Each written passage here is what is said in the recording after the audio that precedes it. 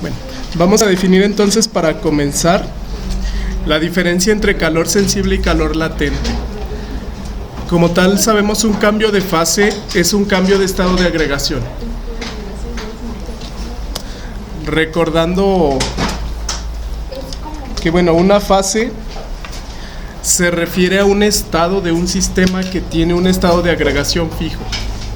Ya hemos comentado que en líquidos y gases existen diferentes fases. Y lo que separa una y otra fase es el punto de saturación. Si yo me centro solamente en el estado líquido y vapor, como lo hemos visto con esta figura, a temperaturas bajas pero presiones altas, generalmente los fluidos se encuentran en fase líquido comprimido. Si yo caliento un líquido, es decir, aumento su temperatura o bien disminuyo su presión, llego a un punto donde este líquido va a comenzar a evaporarse. Ese punto ya hemos comentado que se llama punto de saturación y ocurre a condiciones bien definidas de presión y temperatura, llamadas de saturación. Ahora, si un líquido comprimido le aumento la temperatura o le bajo la presión, llego a este punto. Aquí ya puse 3 flechas. Este punto sería el punto donde justo el líquido está a punto de evaporarse. Eso se llama punto de saturación. Y como tal tengo líquido saturado. Del cambio de fase de líquido comprimido a líquido saturado, yo requería energía. Entonces, esta cantidad de energía, cuando no existe cambio de fase, pero sí existe cambio de temperatura, se llama calor sensible. Ahora, justo cuando estoy en el punto de saturación, comienza a ocurrir el cambio de fase. Aquí solo me estoy centrando en líquido y vapor. Entonces el líquido saturado, si sigo aumentando la temperatura o disminuyendo la presión, gradualmente se va convirtiendo a vapor. En una etapa intermedia yo tengo una mezcla líquido-vapor en estado saturado. Cabe destacar que este cambio de fase ocurre a presión y temperatura constante. Es decir, no van a cambiar esas condiciones hasta que cambie completamente la fase. Y este líquido gradualmente se va convirtiendo a vapor hasta que todo el líquido es vapor. Aquí digamos que se terminó el cambio de fase. Y en este punto la cantidad de calor que se requirió se llama calor latente. Cuando hay cambio de fase. Hay cambio de fase pero no hay cambio de temperatura. Cuando llego al final del cambio de fase, digamos sigo estando aquí, pero ahora es vapor el sistema. Si sigo aumentando la temperatura o disminuyendo presión, ahora el sistema se convierte en vapor sobrecalentado. Y como tal, aquí existe otro cambio de temperatura. El vapor saturado, que estaba aquí, se convierte a vapor sobrecalentado. Aquí solamente me centré en las fases líquido y vapor, que están ligadas al diagrama de fases. Recuerden que aquí, por ejemplo, yo tomé el diagrama de fases de agua que ya hemos visto anteriormente. Y yo estaría explorando condiciones entre la zona líquido-vapor, ¿no? Estaría entre estas zonas. Yo puedo pasar de líquido, como les decía, aumentando temperatura o disminuyendo presión. El eje Y es presión, el eje X es temperatura. Presión aumenta de abajo hacia arriba, temperatura aumenta de izquierda a derecha. Sin embargo, estos mismos cambios de fase pueden ocurrir entre los demás estados, entre sólido y líquido. Un sólido sabemos que está a menor temperatura que un líquido y a mayor presión. Entonces, si yo caliento un sólido, se transforma en líquido. Esas líneas que dividen las fases son las llamadas líneas de saturación. Y como hemos comentado, yo tengo estas 3. Algo así. Entonces, en esas líneas se dice que coexiste a la vez las fases que separa. Por ejemplo, en esta línea roja yo tendría una mezcla líquido-vapor. En la línea verde yo tendría una mezcla sólido-líquido. En la línea azul yo tendría una mezcla sólido-vapor. Entonces yo puedo moverme en diferentes condiciones de temperatura y presión para buscar que el sistema se encuentre en una fase que yo deseo. Todos los demás valores o las demás zonas definen las diferentes condiciones de temperatura y presión donde el sistema va a ser sólido, líquido, vapor y más allá del vapor, gas. Recuerden que la diferencia entre un vapor y un gas es las condiciones. Este punto de aquí se llama punto crítico, ¿verdad? Y bueno, es un dato para cada sustancia pura. Las demás sustancias tienen un comportamiento similar, pero tienen diferentes valores de condiciones críticas. Encima del punto crítico, que bueno, son 3 variables, una presión crítica. Aquí para el agua, por ejemplo, sería 218.3 atmósferas. Su temperatura crítica es 374.3 atmósferas, más bien grados Celsius. Encima de esas condiciones, el vapor es gas. Y bueno, encima de las condiciones críticas, ese fluido no se puede comprimir, se le llama fluido supercrítico. Ahora, los cambios de fase están bien definidos. En esta siguiente figura se resumen todos los cambios de fase que yo puedo encontrar en ese diagrama.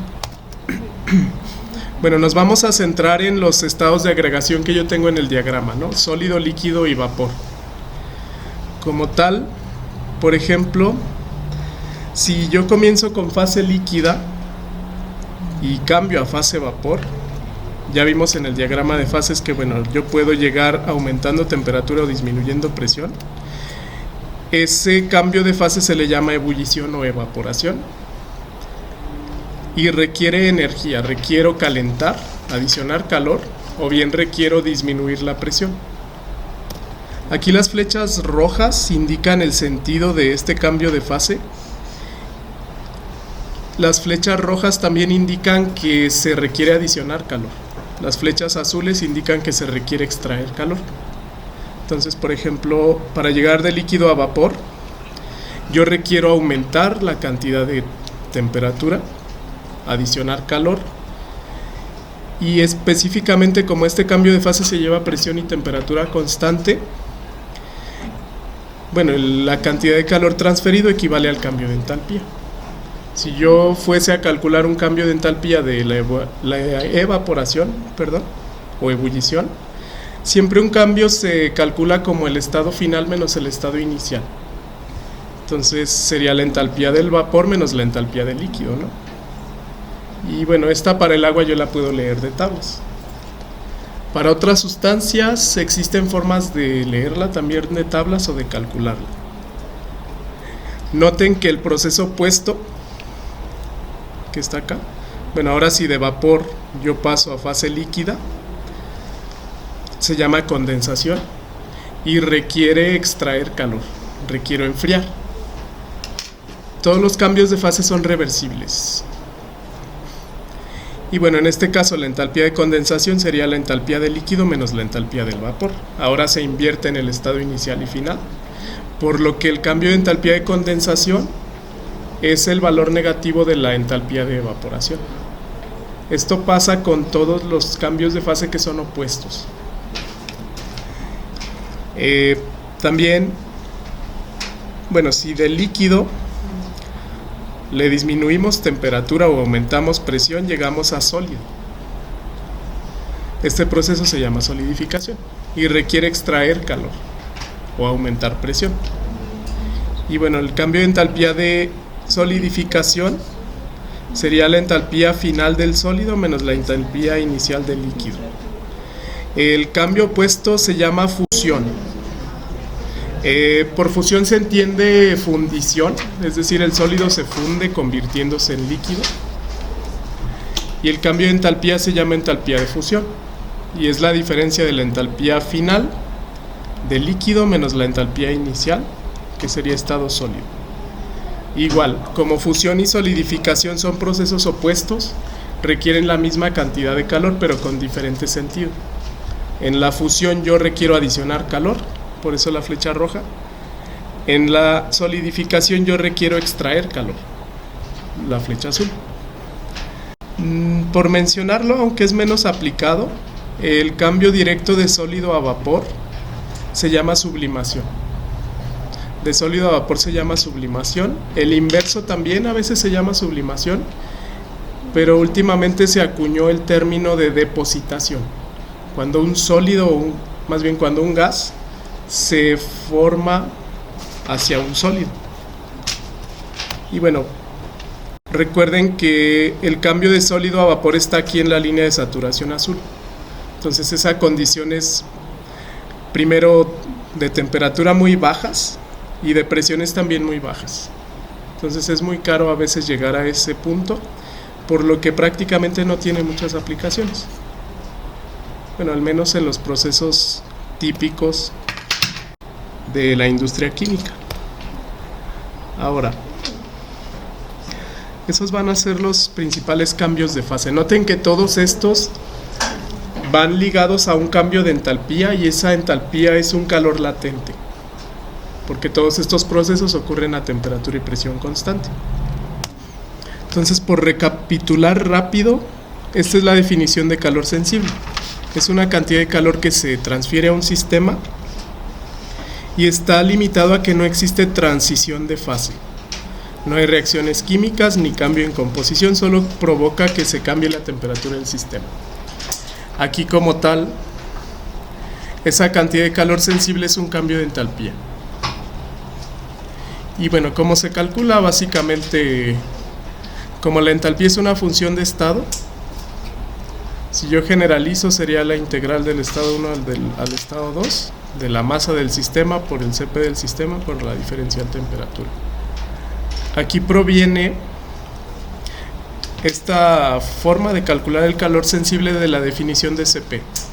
Por definición, esta propiedad me dice cuánto cambia la entalpía cuando cambia la temperatura del sistema si el proceso se lleva a presión constante. O matemáticamente es la derivada parcial de la función entalpía respecto a temperatura si el sistema se mantiene a presión constante. Bueno, si de aquí despejan dH, me queda dH igual a Cp de T. Resuelvo esta ecuación diferencial. Aquí estaría considerando entalpía por unidad de masa. Al resolver y multiplicar por masa me da el cambio total de energía. De ahí proviene. Esta es una cantidad de calor sensible. Bueno, estrictamente el Cp para gases y vapores es función de la temperatura, entonces aquí lo requiero calcular con un polinomio. Para sólidos es independiente de la temperatura, yo lo puedo sacar aquí de la integral y me queda mCp delta T. Para líquidos, algunos sí cambian su Cp con la temperatura, otros se puede considerar constante. Entonces, bueno, esa es la definición de calor sensible. En cambio, el calor latente, como ya vimos, es la contraparte del calor sensible. Para hablar de calor latente requiere un cambio de fase, pero esto ocurre a temperatura y presión constantes. Pero sí hay cambio de fase, hay muchos cambios de fase como ya vimos. Y bueno, está ligado a sustancias puras y mezclas. Aquí nos vamos a centrar en sustancias puras. Dice, bueno, como todas las sustancias cambian de fase a presión constante y no hay cambio de temperatura, este proceso requiere una cantidad de energía finita, o sea, definida. Y bueno, eso como tal es el calor latente.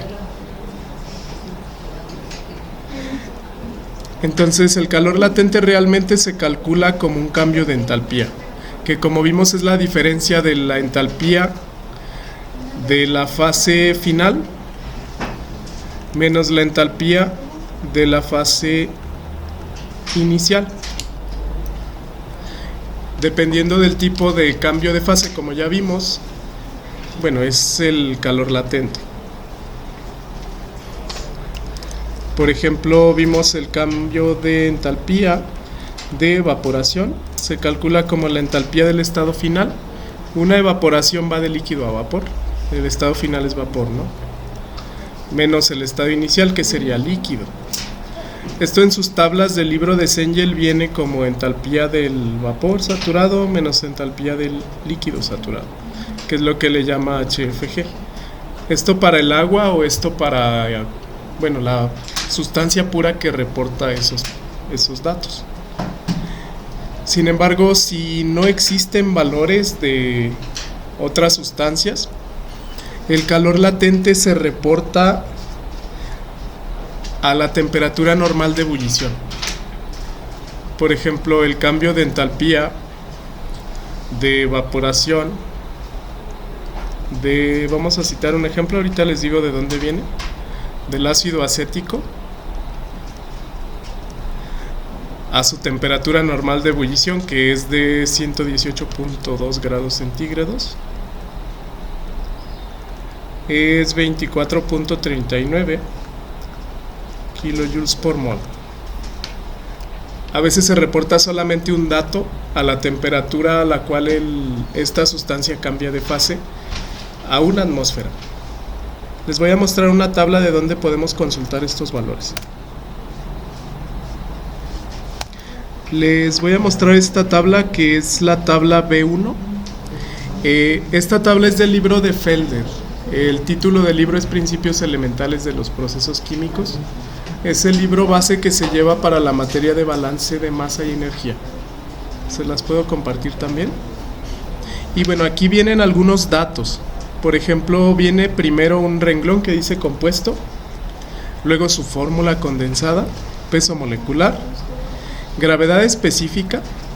Esta es una relación de densidad, la densidad de la sustancia entre la densidad del agua, que es 1000 kilogramos por metro cúbico a 4 grados centígrados. Lo que a mí me interesan son los valores de los cambios de fase.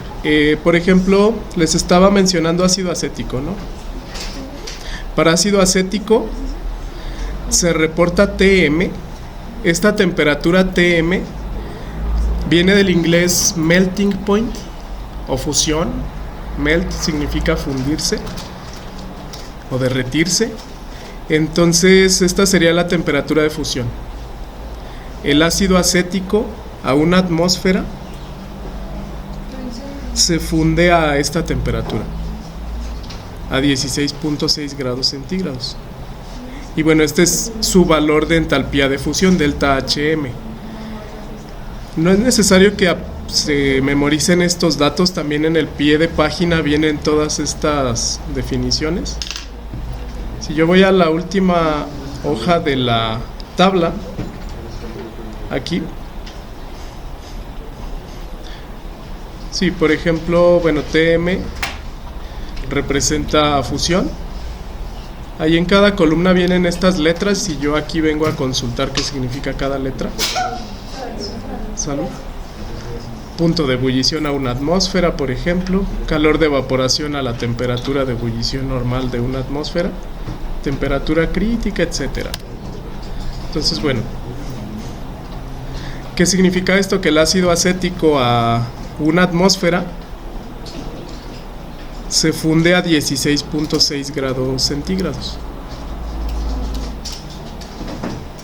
Es decir, encima de esa temperatura el ácido acético es líquido. Debajo de esa temperatura el ácido acético es sólido.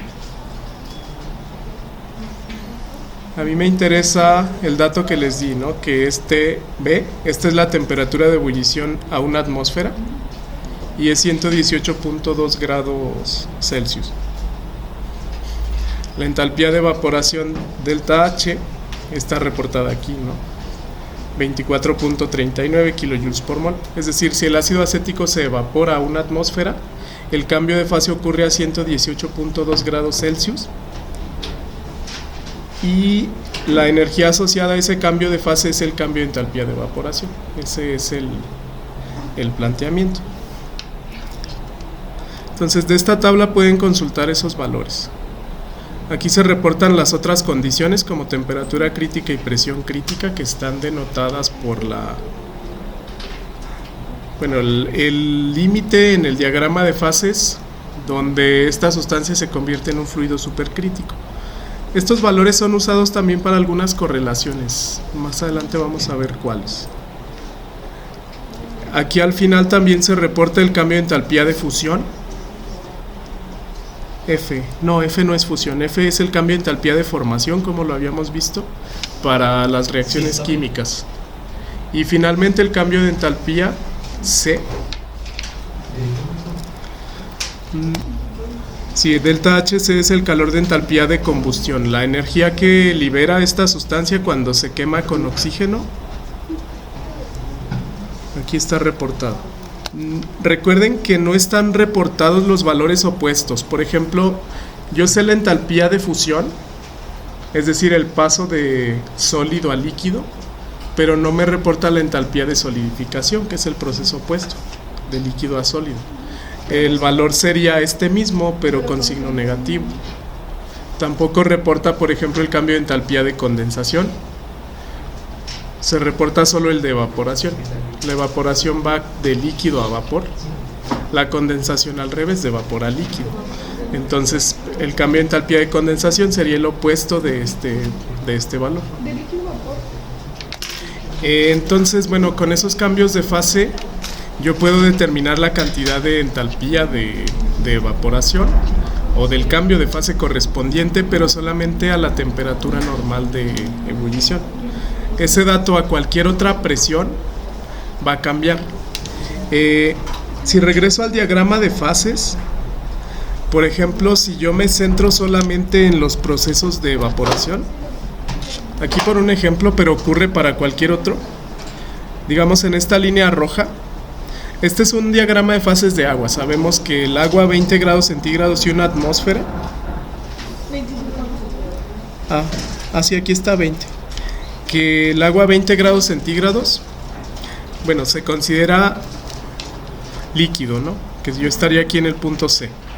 Ese líquido yo lo puedo calentar hasta llegar al vapor aquí en el punto E.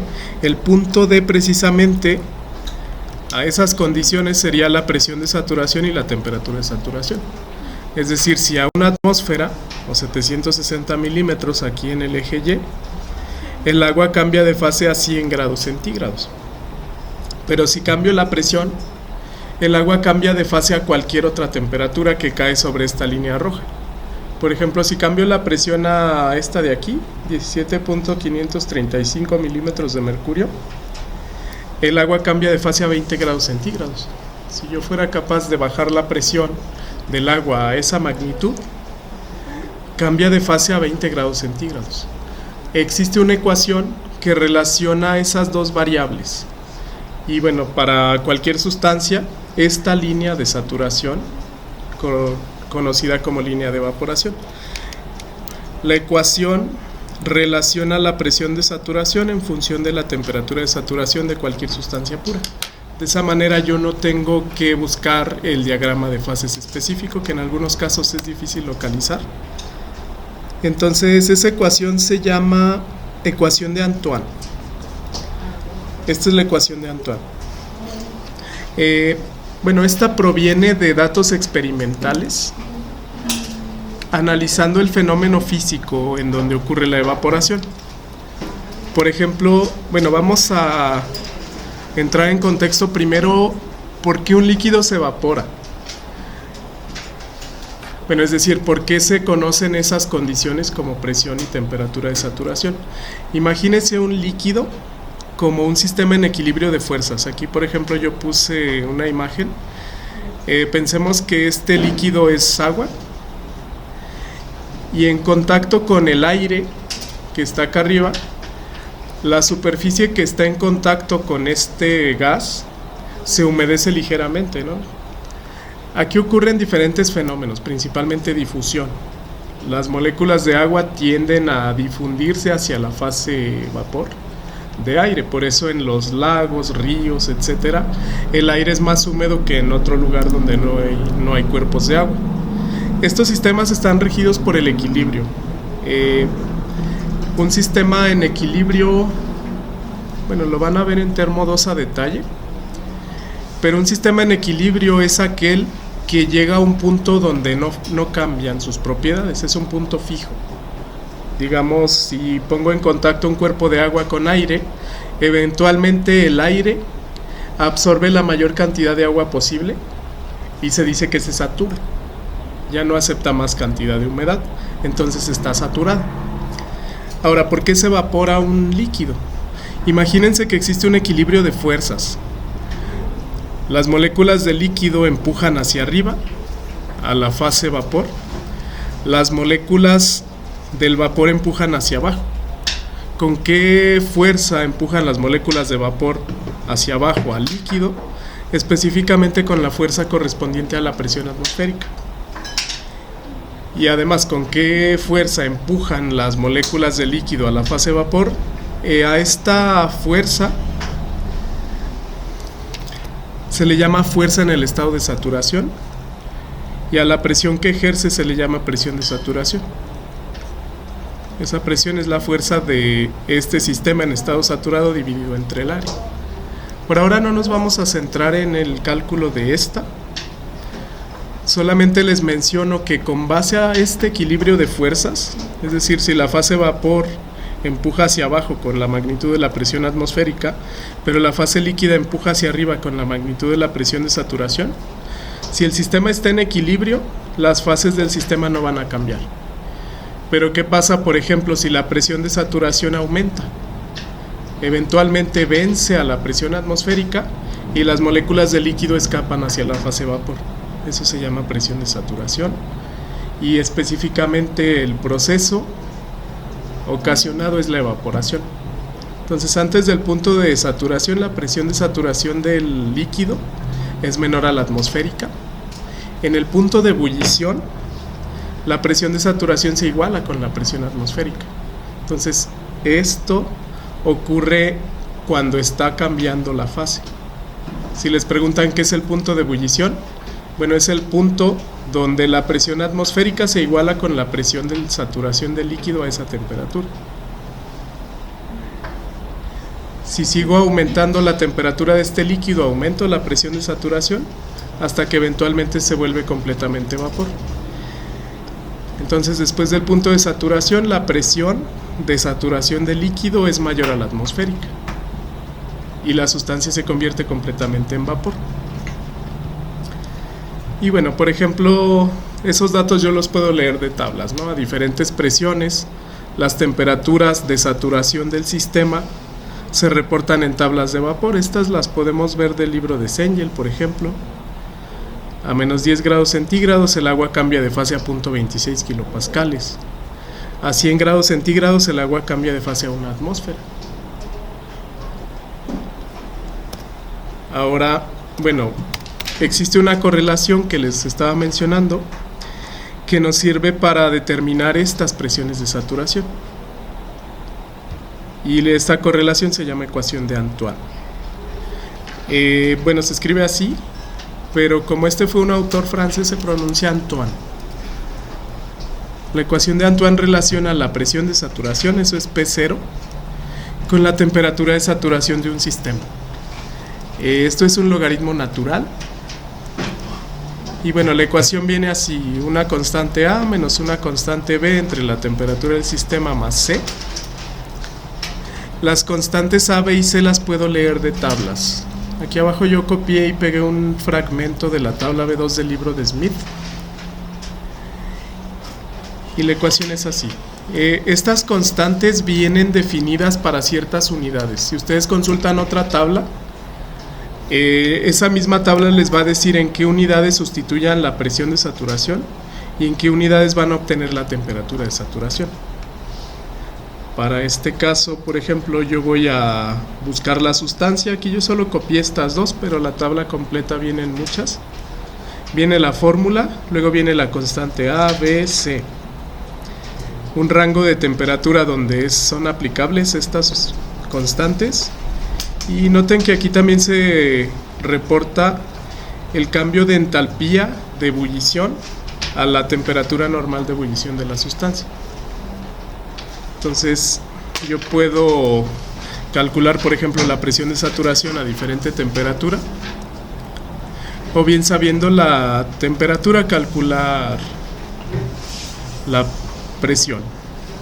Esto se puede despejar. También pueden despejar temperatura de saturación si saben presión. Entonces esto me sirve para predecir en el diagrama de fases todos los estados de saturación, que serían todos estos. Eso se llama ecuación de Antoine. Si yo fuera a usar estos datos, bueno, yo requiero definir qué sustancia es, leer sus variables A, B, C y sustituir en esta ecuación. Si sustituyo temperatura en Celsius, voy a obtener la presión de saturación en kilopascales. Como estas constantes provienen de ajustes de datos experimentales, ya vienen ajustados con ciertas unidades. Si hago el análisis dimensional, por ejemplo, de esta ecuación, sabemos que por regla los logaritmos de cualquier argumento no tienen unidades. Es decir, este logaritmo me daría dimensional. Por lo tanto, cada término de esta ecuación es adimensional. La A no tiene unidades. Y para poderse sumar el cociente B entre temperatura más C, tampoco tiene unidades. Pero C sí tiene unidades. Para poderlo sumar con la temperatura, C tendría que tener unidades de Celsius.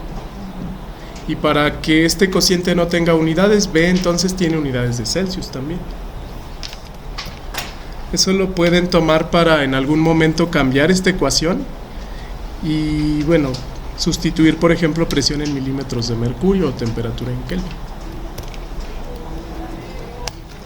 Entonces la ecuación de Antoine me sirve para saber la presión de saturación del sistema si yo conozco temperatura de saturación. Bueno, esto porque la tabla B1 también solamente me da la entalpía a la temperatura normal de ebullición.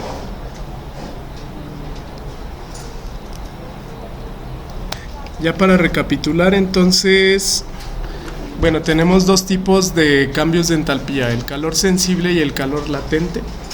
Vimos que el sensible sí requiere cambio de temperatura, el latente no hay cambio de temperatura ni de presión, pero en el latente hay cambio de fase. Por ejemplo, en este diagrama de aquí abajo se está analizando, vamos a hacerlo más grande, se está analizando el cambio de fase de agua.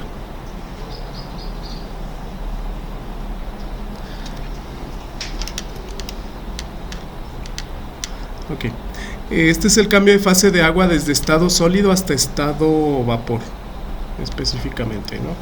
Pensemos que si agua se evapora a una presión constante de una atmósfera, en estado sólido va a ser sólido debajo de su temperatura de fusión, ¿no? La temperatura de fusión del agua a una atmósfera es 0 grados centígrados. Entonces, si yo comenzara, por ejemplo, con agua-hielo a menos 4 grados centígrados, yo tengo una fase sólido comprimido. Si voy aumentando la temperatura de este sistema, aquí yo estoy generando calor sensible. Hay cambio de temperatura, pero no de fase. Cuando llego al punto B, a 0 grados centígrados y una atmósfera, el sólido se convierte en sólido saturado. Y si yo sigo aumentando la temperatura, añadiendo más calor, ese sólido gradualmente se va convirtiendo en líquido saturado. Aquí ocurre el cambio de fase, esto se llama calor latente y específicamente es el calor latente de fusión. Cuando acaba el cambio de fase, todo el sólido se convierte a líquido saturado. Se dice que aunque, digamos, terminó el cambio de fase, si sigo añadiendo calor, ese líquido saturado se convierte ahora en el líquido comprimido, como yo lo conozco, acá. Y bueno, aquí ocurre otra vez una cantidad de calor sensible. Si yo llego a 100 grados centígrados, que estaría acá, ese líquido se convierte en líquido saturado y ocurre otra vez el cambio de fase. Aquí habría un cambio de entalpía de evaporación como calor latente. El líquido saturado se va convirtiendo gradualmente en vapor saturado hasta que acaba el cambio de fase. Acaba el cambio de fase otra vez a 100 grados centígrados y si seguimos calentando, por ejemplo, no sé, a 200 grados centígrados, ese vapor saturado se convierte en vapor sobrecalentado y otra vez genera una cantidad de calor sensible. Sí hay cambio de temperatura, pero no hay cambio de fase. Entonces todos estos cambios yo los puedo calcular. Los cambios también pueden ocurrir al revés. Yo puedo invertir el sentido. De vapor, disminuir la temperatura hasta líquido, disminuir más la temperatura hasta sólido y otra vez hasta un sólido comprimido. Entonces los cambios de fase siempre ocurren de manera ordenada, digamos, o de manera secuencial. Yo no puedo llegar directamente de sólido comprimido hasta vapor sobrecalentado sin haber pasado por estos cambios. Restringido al diagrama de fases, que sería aquí, ¿no? Si lo comparo con el diagrama de fases, esa secuencia parte de aquí y va a presión constante hasta acá. Esa flecha verde representará el cambio de fase. Los calores latentes están en estas líneas que separan las fases, que son las líneas de saturación. Los calores sensibles están en la zona donde la sustancia ocupa una sola fase: sólido, líquido o vapor. Entonces así relaciono los cambios de fase con los cambios energéticos y al diagrama de fases.